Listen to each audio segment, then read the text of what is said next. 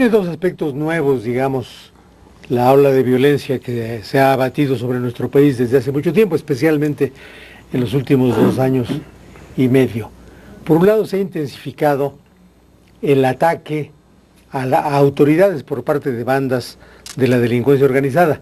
Hasta ahora la mayor parte de las muertes violentas han ocurrido por enfrentamientos entre las bandas o por, digámoslo así, trámites administrativos. Muchos narcomenudistas son asesinados en las calles de las grandes ciudades porque incumplen sus obligaciones mercantiles. Y como no se puede llevar a un narcomenudista a un juzgado para que pague, no se le puede hacer un embargo, simplemente se le mata para que no cunda la cultura del no pago. De modo que muchas muertes obedecen a la operación misma del narcotráfico.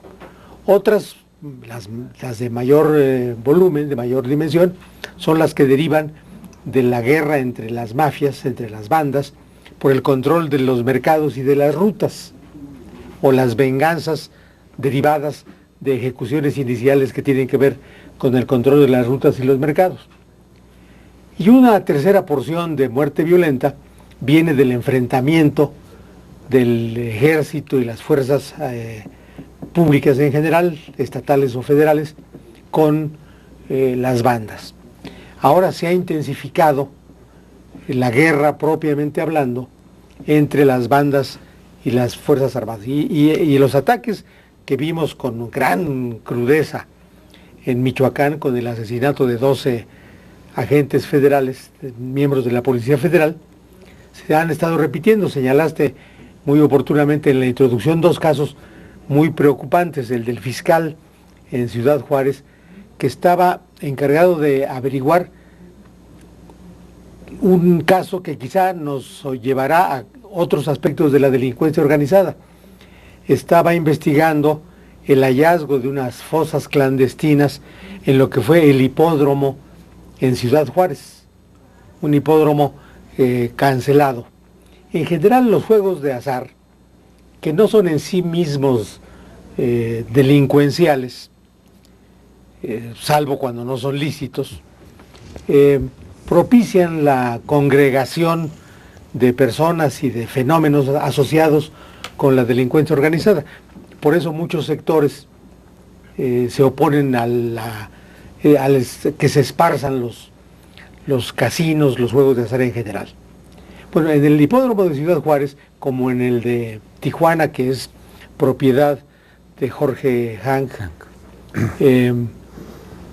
hay probablemente delitos anexos a los juegos de azar mismos. Y este fiscal se estaba encargando, al haberse descubierto una fosa clandestina con varios cadáveres, se estaba ocupando de saber de cuándo datan las muertes, a qué corresponden estos cuerpos y a qué actividades se dedicaban.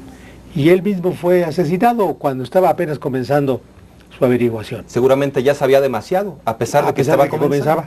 O para evitar que supiera. Sí, quizá sus antecedentes permitían esperar de él una indagación aguda que se canceló de ese modo brutal. Y quizá lo mismo ocurrió en Veracruz, en donde un policía acababa de ser hace 25 días, bueno, 25 días del día de su asesinato, vicecoordinador o subcoordinador de la Policía Intermunicipal. Como bien sabe nuestro auditorio, nuestro teleauditorio, Veracruz y Boca del Mar son una sola ciudad ya, aunque sean dos municipios diferentes. Para evitar la descoordinación de dos policías en un territorio prácticamente común, han tenido la buena idea de constituir una policía intermunicipal, que es policía para los dos municipios. Veracruz y Boca del Río. Y Boca del Río, no Boca del Mar. El mar no tiene bocas, tiene fauces en todo caso. Y lo acababan de responsabilizar de la operación misma de esta policía intermunicipal. Y lo mataron, pero lo mataron de un modo atroz que revela no solo las capacidades logísticas de las bandas que lo hacen, sino un cambio de mentalidad.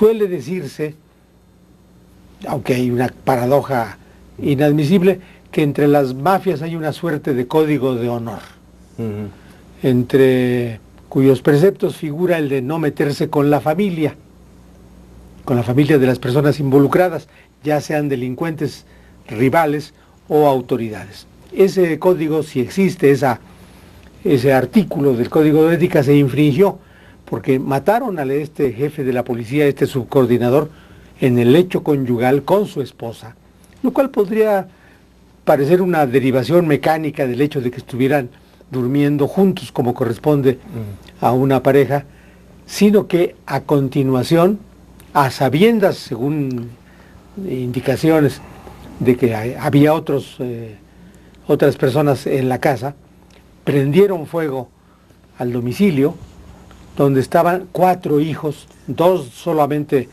del agente policíaco, del jefe policíaco, y los 2 del matrimonio que habían previamente sacrificado. De modo que muchachos de entre 13 y 17 años, que estaban en una recámara contigua, murieron calcinados, porque le prendieron fuego a la casa los asesinos del padre, coordinador policíaco. Ese cambio, a lo mejor es un caso aislado y no asistiremos, esperemos que así sea, no asistiremos a un cambio de patrón en los comportamientos de las bandas, pero el que se haya traspasado una frontera, aunque solo sea en este caso, indica un envalentonamiento de las bandas. Y que podría ser respuesta de esta postura envalentonada también del secretario de Gobernación. Vengan por nosotros. Sí, ya pidió disculpas. Corrigió un poco el sentido de sus... Dijo que no había querido ser un bravucón. Tenemos que ir necesariamente a una cápsula con mi compañera Florencia Ángeles. Adelante.